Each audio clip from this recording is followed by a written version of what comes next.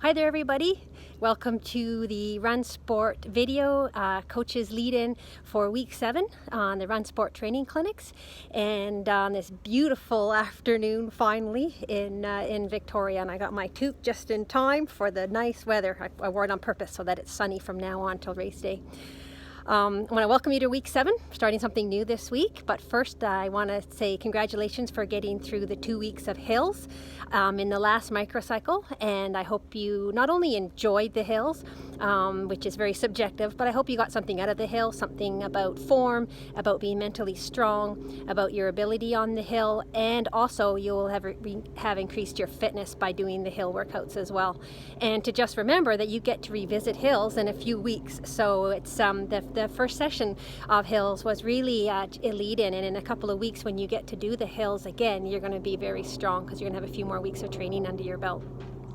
The next 2 weeks of training in your microcycle are all around building race pace strength. And I don't mean that you are to hit race pace speed in the next 2 weeks. We're not quite there yet. We've just come through a foundation period and 2 weeks of hills. It's more, we're going to touch on getting your effort level up a little bit, up into zone 2. If you're ready for it, and I'm going to trust you all that you will do what your body is ready for, and only when it's ready, because I can't come and coach everybody personally. And so there's a lot of trust between this program and the leaders and putting it out there to the clinics. So if you feel you are ready for it, this next 2 weeks, the one session a week that has some changes of pace and speed, it's a chance for you to go into a little bit of discomfort and see how that feels.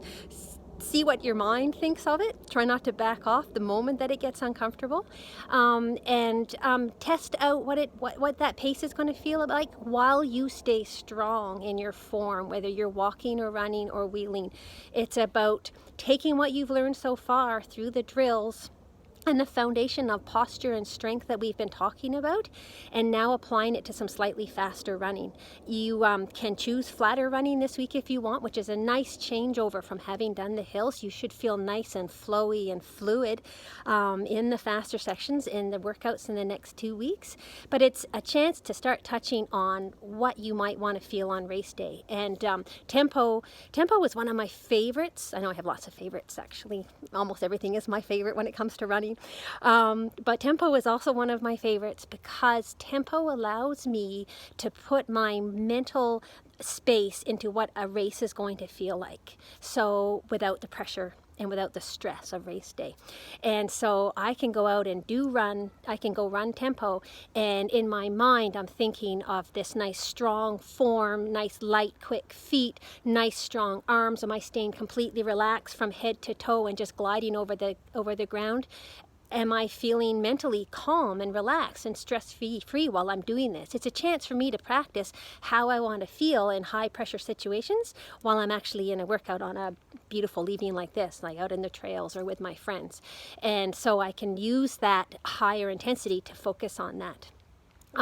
You have 2 weeks coming up of slightly harder efforts. I completely encourage you to only go hard in that one session, and your next 2 sessions in the week should be your more moderate sessions. They're your recovery sessions. And if you feel any niggly pains and sort of tension from doing the slightly faster workouts, then make sure you really back off in your other runs and walks this week, and even go into cross training, which I put up on my blog today. So if you need to get a little cross-training refresher, you can hop on over to runforjoy.ca, and you can read up a little bit on my thoughts on cross-training. And so go have fun with it once again. And last thing I want to say is thank you for bearing with me as I learn how to roll out this new training program to all the clinics and all the huge variety of participants who are coming to the clinics, and all the amazing leaders who are trying to take my training program and give it to a very, very varied group of people. So thank you for your patience. I'm hoping that you're really enjoying yourself, and I'll see you out on the road somewhere.